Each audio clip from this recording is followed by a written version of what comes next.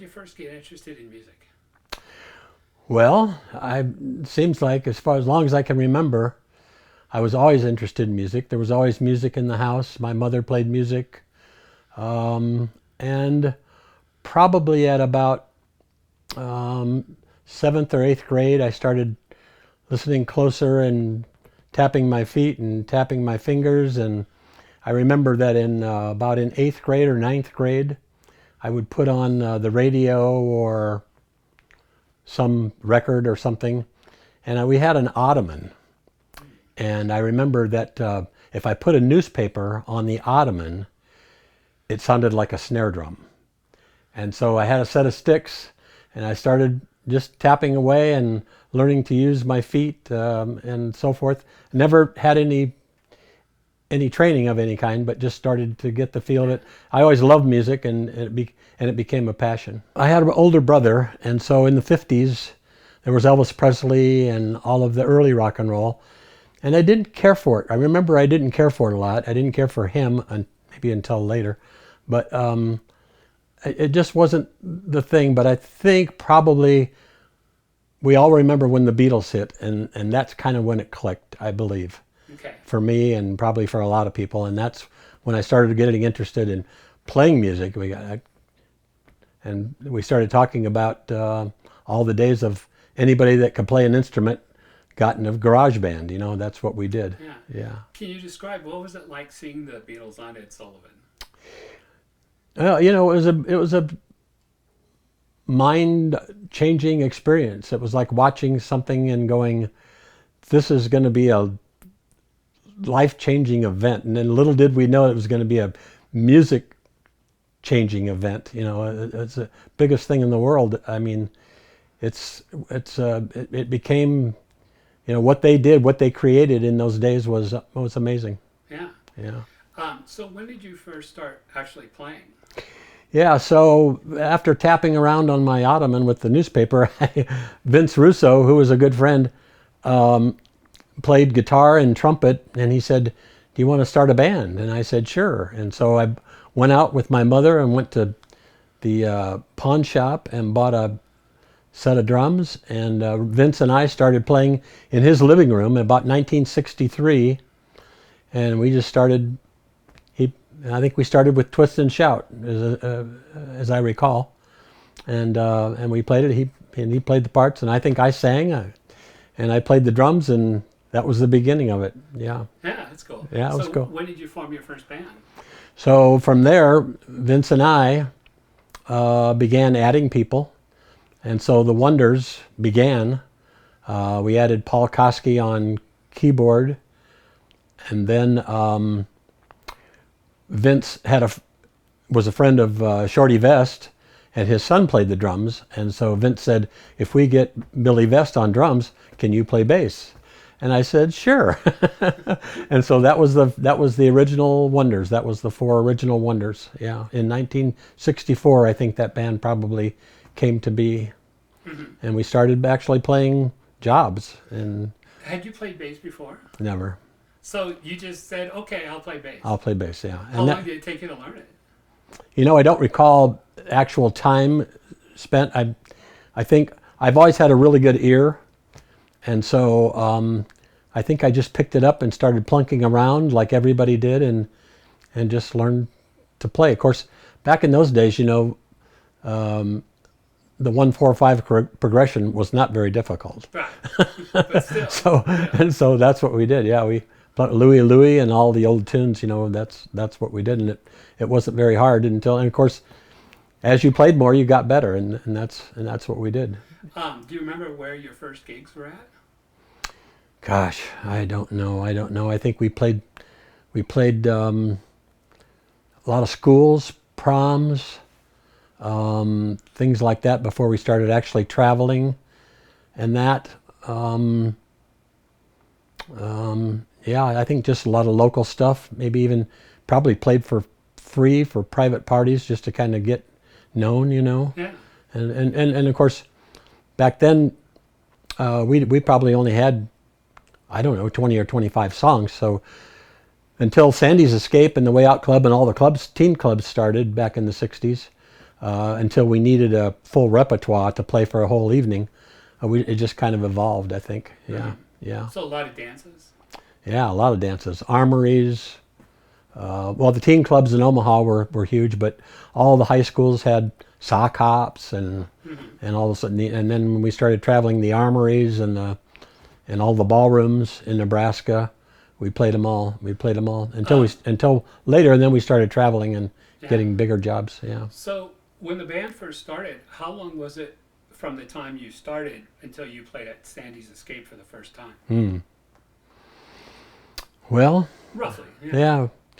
I would say that all happened in a very short amount of time. I think we started playing, the band started getting to where, and of course Sandy himself, you would have to go audition. And so you couldn't play there unless you auditioned. And Tell me about that. Yeah. So, everybody wanted to play there. That was the place to be, right? So we went and auditioned for Sandy, and we played a James Brown medley with steps and outfits and the whole thing, and he said, "You're on." That was great. It was a great thrill. So did you immediately start upstairs or downstairs? No, I don't know. Over the years, somebody always asked me that. Did you play up or down? We played both, and I don't remember ever. I think it might have been a priority thing. If the Rumbles were upstairs, we were downstairs. Right. and if the Coachmen, when in their prime, if they were up, we were down. But we played upstairs quite a bit too. Yeah. Yeah. Could you describe what Sandy's Escape looked like for people like me who are too young to have gone there? Yeah. The building is still there, and it's a law firm now, but you just went in the front door, and there was a huge dance floor with a stage in the corner. Maybe off to the left was like the refreshment stand or whatever. And then downstairs was a mirror copy of the upstairs. Same thing. It was all dance floor. I mean, kids packed the place to dance. And as we were looking at earlier in some of those old clippings, it was $1.25 to get in and see two bands. You could go up or down, and I don't know, I suppose a soda was 25 cents or something, but it was a glorious time. It was a glorious time to grow up, and a glorious time for music.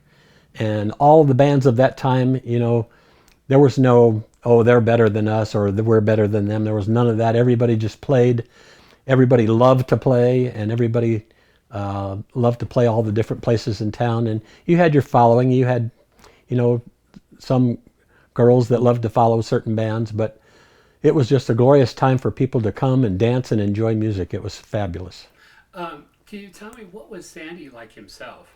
Sandy Jackson was, he's a radio announcer, so he had that great voice, and I recall that he was just a really, really nice guy. I don't think we ever interacted with him very much. He would give us a schedule of, we want you here on these dates, and you'll be up or down or whatever. But I don't think we interacted with him a lot. Okay. Yeah, he was just kind of that guy, the guy. Right. So after you started playing, who were some of the other bands you became friends with locally?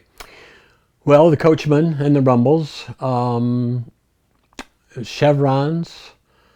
There were lots, and all of these guys were, like I said, there was no competition. There was competition, but not. It was everybody was nice, and everybody would help you with whatever. If you had a problem with this or that, everybody was. If you needed an amp, somebody would loan you an amp or anything you had a problem with. It was a great camaraderie of time for musicians of that time. When I started playing, I was 14 when I started tapping. 15, I was probably 16 when the Wonders started. So you were still in high school? I was still in high school, yeah. What high school did you go to? Benson High. Okay. Yeah. And isn't that where some of the other bands went to? Yeah, I think so. There was quite a few guys that played. Bob Ford, who was in the Wonders later, in a different formation of the Wonders, who went on to be with the Rumbles, was in my class. I can't remember too many others that were in my class, but Larry Vallone went to Benson. He was in the Chevrons, and yeah, there was quite a crew of it was cool. It was very cool. So, can you describe what was it like to be on stage at that time and have this like at say Sandy's Escape, where you've got this whole crowd of teenagers. Yeah. What was it like as a young musician to look out and see all these people? You know, it never changes, Jim. It never changes. Even today, I get up on stage and play the music of the 60s, 70s, and 80s, and it never changes. It's a thrill. I love to play. I always love to play, and I love to look out and see people enjoying it. You can hear them mouthing the words, singing the words, and dancing, and it's just a thrill. It's just a That's really thrill. cool. Yeah, Yeah. yeah. So tell me how the Wonders progressed.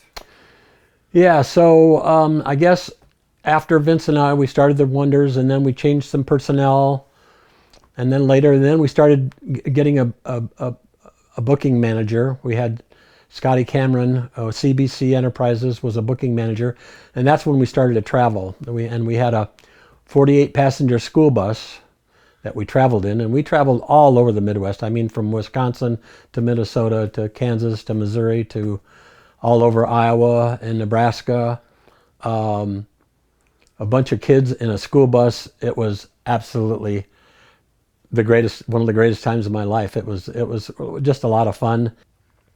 When we went into small towns with the 48 passenger school bus, you were recognized right away by law enforcement and by all the mothers and fathers of these children as being a threat. Right. We were a threat. We were a bunch of long-haired, and we honest to God, we were the cleanest cut group. We never did drugs or alcohol or anything like that. We never smoked. We were just a clean-cut band, but they saw us as a threat.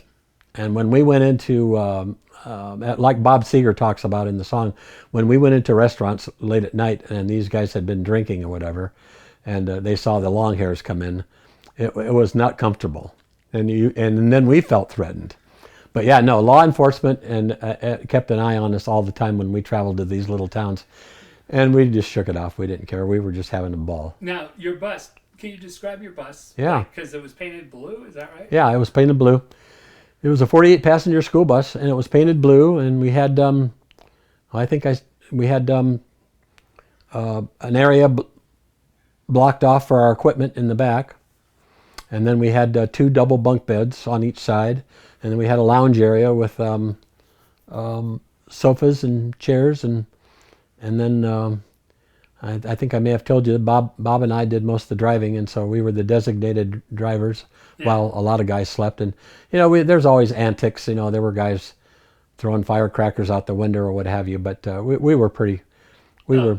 And then on the side, did it say Yeah, Wonders? Billy Vest was a great graphic artist. Billy Vest, our drummer, he was great with graphics, and so he painted the name on the sides, and down the road we went. So it must have been like a rock star, like the Beatles arriving to these small towns when you drove in on your bus. Yeah, it probably was, but I don't remember it that way. I don't remember You just the. remember the law enforcement looking you over. And the parents giving I you guess maybe DUI. that's it. I guess maybe I just remember the whole process. It was so great to be traveling down the road and then stop and unload your equipment and play for the enjoyment of somebody, and then load it up and go to the next place. It was just a thrill, just a real thrill, and we were having the time of our life. We were just kids, and we go and set up your stuff and play, and it was a thrill. It was just a thrill, Right. as it is Sounds today. exciting. As it is today. So Yeah. what was it like having your own bus? You must have felt like stars. Well, I could tell some bus stories, but I probably shouldn't. Oh, you should. No, I You should. shouldn't. No, but it was great fun. We had we remodeled it. Yeah. We had all of our equipment in the back, and then we had we had a couple of bunk beds, Okay. and then we had a lounge area in the front, right behind the driver. We had a lounge area with some sofas and chairs and so forth, and Talk about traveling in style. yeah, it was fun. Except that only 2 of us were drivers. Oh. A lot of guys just wanted to get and go to sleep. So Bob Ford and I did most of the driving and the co-piloting, and so yeah, we traveled and sometimes all night to get to the next job.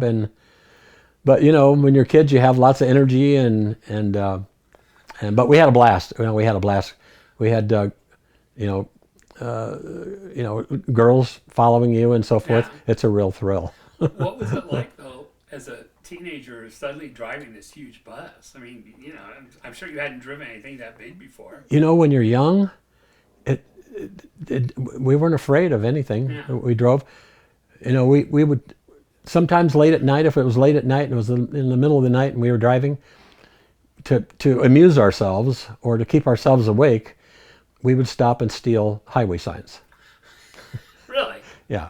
We have, and I don't know where they are today. Maybe I'll have to ask Bob Ford and see if he knows. But we had Wisconsin signs, and we had, we would get the one that said historical marker sign. Right. Yeah. And so we just amuse ourselves, and we just would stop and unbolt them and put them in the bus. It was a riot. It was a riot. Yeah. What did you do with them afterwards? Like, I don't remember. We put them in the bus. Yeah, we just mounted them in the bus somewhere, and it was part of the decor. That's great. It was. Yeah, it was. Can you talk about when you first started back in 64 to 66? Mm-hmm. How would you describe the Omaha music scene then? Well, the explosion. I mean, it was the explosion of the Beatles and the Dave Clark Five and the Kinks and all the English bands and American bands of that day. And I don't know if I can name them all, but they all came. It was all going on at the same time, and all this wonderful music that was created by all these bands. And they were all a little bit different in their own way. You had Paul Revere and the Raiders, and you had the Kingsmen, and you had the Beatles and the Kinks and the Dave Clark Five and all the different bands of the day. And I don't know, we just whatever the hits were of that day, that's what we covered. That's what we tried to cover. And we just learned songs like nothing. It seemed like back then we'd go, let's learn this one. They go, okay. And in an hour you'd have it, Yeah, that's very cool. Yeah, it so, was. as a teenager, how important was radio for you? Well, it was important in the car. That was about the only place that we listened to it, was in the car. And of course, KOIL was the station of that day, and that's what we listened to. Other than records, that's all we had. We didn't have all the devices that we have today, certainly. Mm-hmm. But we had radio. We had radio in the car, as I recall. So did you discover new bands and new songs through the radio? Yeah, I think mostly. Whatever was being played, we'd go out and buy it, and then learn it, and that's how you did it. Follow, like Coil had those charts, the top. Whatever the top 10 was, yeah. Follow those kind of closely to determine what you should learn. Yeah, I think so, pretty much. Yeah, we wanted to do top 10, top 20, top 40. Mm-hmm. It was top 40.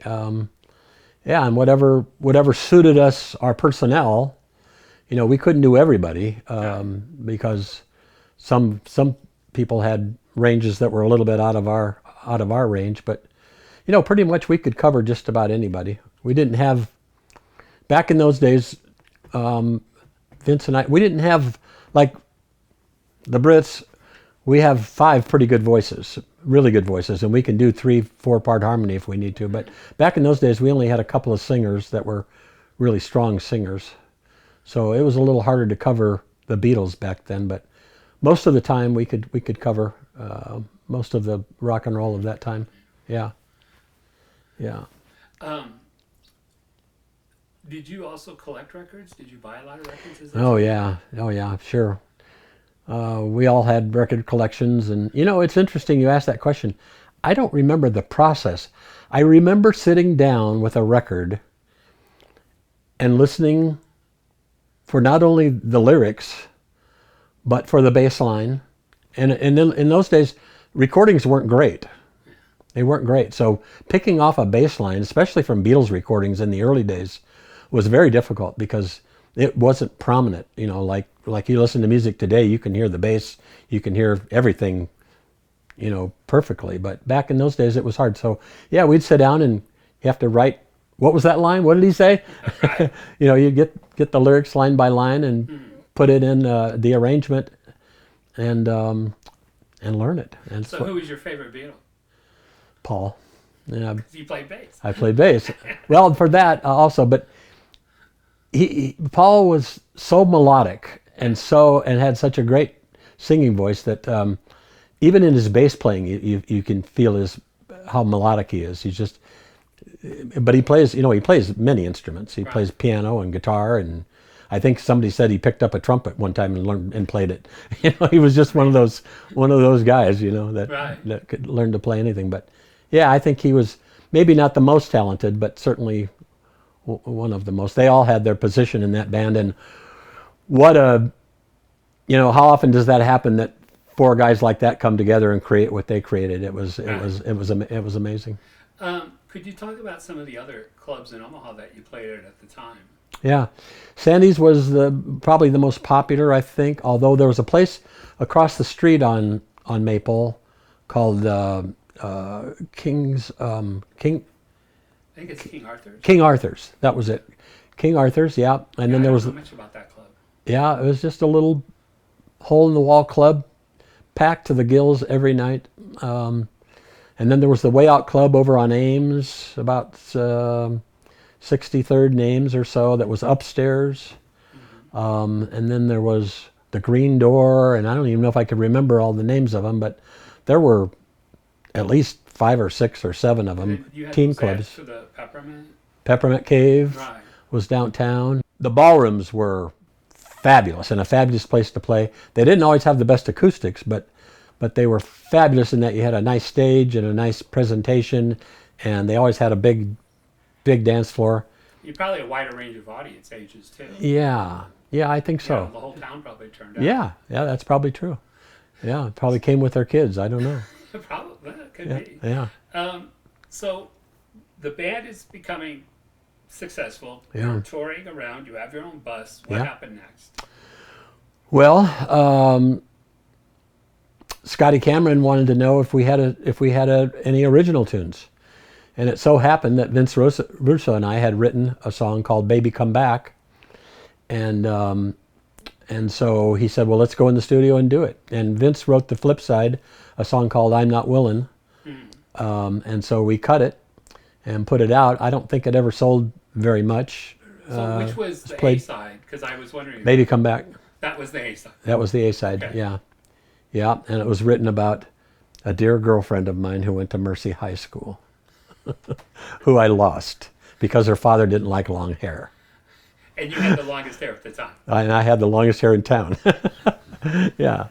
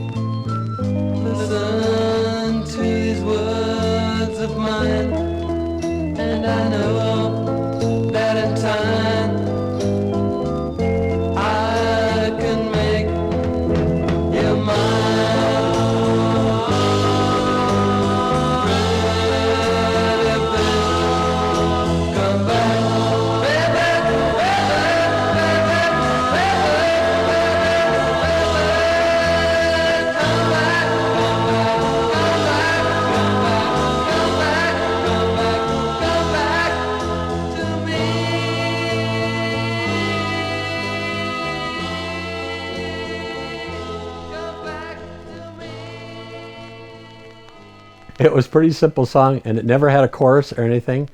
The only thing that changed was it was a slow song, and it would sing the verse, and then it was baby, baby, baby, baby, baby, baby, Yeah. and it was that kind of thing. That was the chorus, and it was Right. the chords never changed, and so it was a forlorn, baby, come back because I'm in love with you. Yeah, it was that. Did she ever hear the song?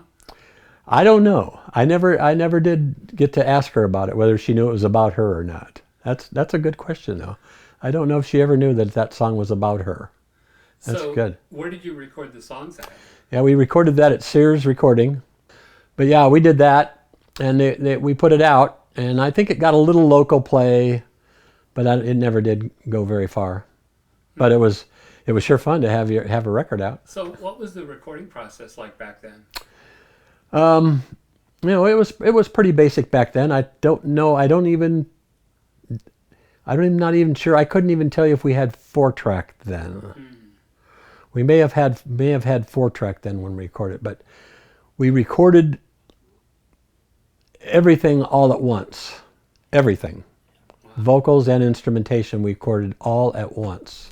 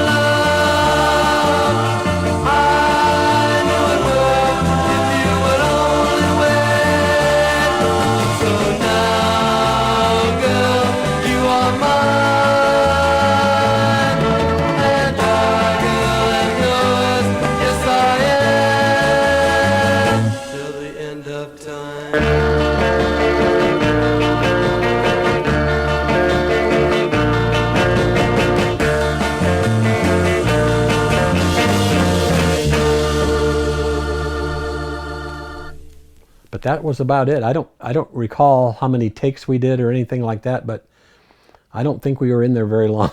I think we might have been in there a couple hours or so. So was this in '67? This would have been in, yeah, '67. Is about when that happened. Okay. Mm-hmm. When it was released, did you have a distribution plan, or did you? We had no idea. We had no clue. Okay. We had no clue. We were a bunch of teenagers and had no idea. We just thought it was pretty thrilling that we got to record, go in the studio and record a song, a couple of songs, and have it turn into an actual piece of vinyl. Right. Did you sell them at your shows?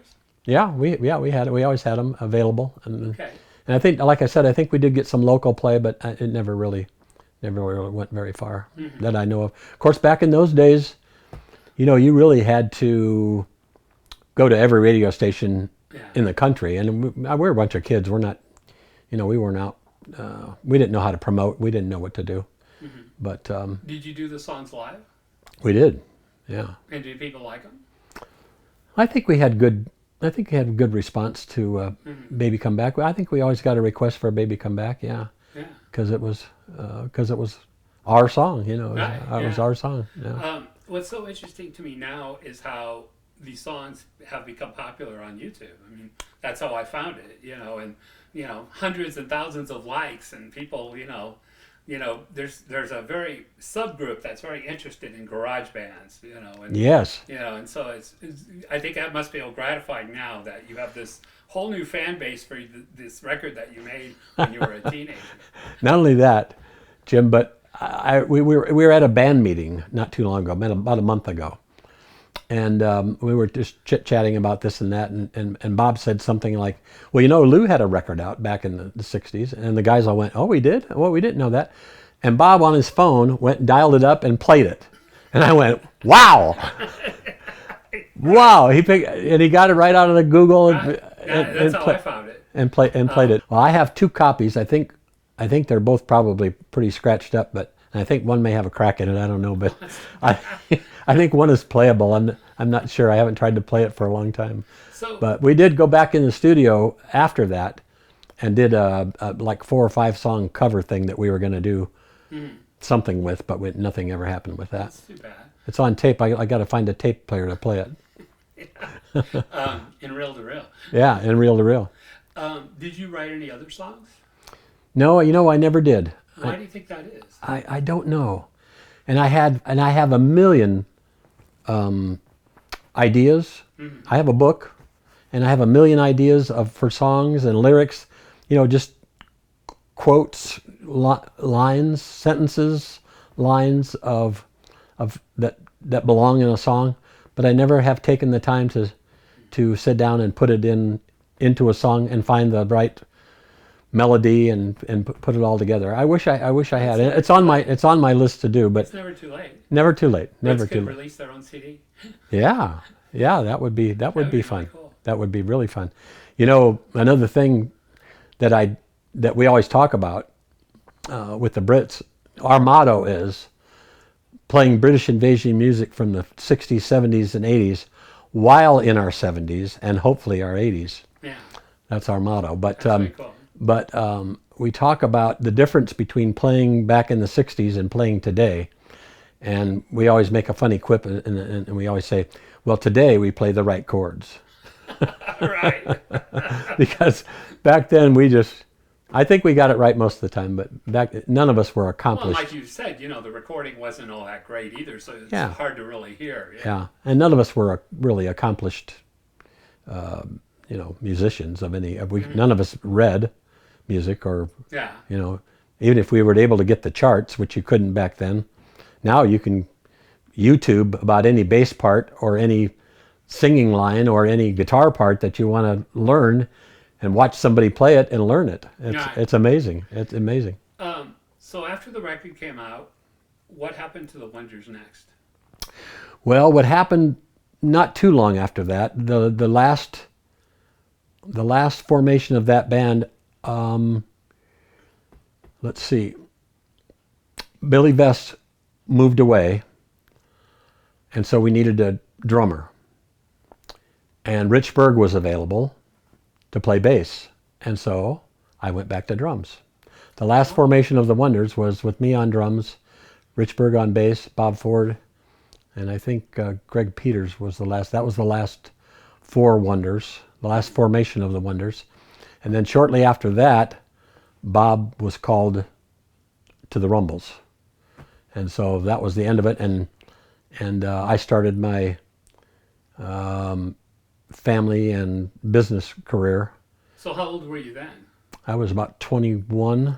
Okay, still pretty young. Still pretty young, yeah. But, and I kick myself to this day because it was always my passion and still is my passion, and I'm always sorry that I gave it up. But, at some point, it doesn't pay a lot. Right. So and at some point, you have a wife and a family. It's hard to be out playing music 6 nights a week till 1 Although many of the guys that I play with today in the Brits played right on through. They worked and played right on through all those years But I didn't. I gave it up for that. But I got back. I had a little stint in the early '80s with Larry Vallone. He used to cut my hair, and he said, "You want to start a band?" I go, "Okay." So what band was that? A band called Silk. Oh, okay. I didn't Yeah. know Larry was involved in that. Yeah, Larry and I and Terry. Yeah, there was four of us. We had a band Tell me called about Silk. that one. Yeah, we was a little cover band, and we played Okay. around town. Yeah. So Larry and I had Silk for 2 or 3 years back in the early '80s, and then we that fell apart, and so I was back to playing guitar and bass and practicing on my own, which I did every day religiously. Really? I always played every day Huh. for an hour or That's very so, cool. for at least an hour or so every day. And now, when you have Alexa, you can sit down and play anything you want Right. Right. and play along with Alexa. And that's how I learn everything today. But So how did you get back into playing music then? so about 4 years ago, Bob Ford contacted me and said, "Would you like to audition for the Brits?" And I said, "Yeah, sure, I would." And so it turned out Rich Berg, who was the bass player, was moving to Arkansas and moving down to Arkansas, and they were looking for somebody to come in and do play bass and sing, hopefully. And so I auditioned and was accepted into the band, and that was 4 years ago. The Brits have been going since 2000. Joe Buddha started the band with the single idea of doing British invasion music from the 60s and 70s. That's a great idea. And so that's all we do. What do you think of the Nebraska music scene today? There's some really good bands in town. There's some really good bands in town. There's a place for nostalgia music and music of art of 60s, 70s, and 80s. There seems to be a demand for it. We have some loyals that follow us everywhere, and they just love it, and they love it, and they'll go anywhere to see us play. So it's still a lot of fun, and we're all in our 70s, and we don't want to play 3 times a week because we still set up. We can't afford roadies. Right, right. So, but if we played 4, 6, 8 times a month would be max, and we're doing what we love and keeping that music alive, and it's a real blessing.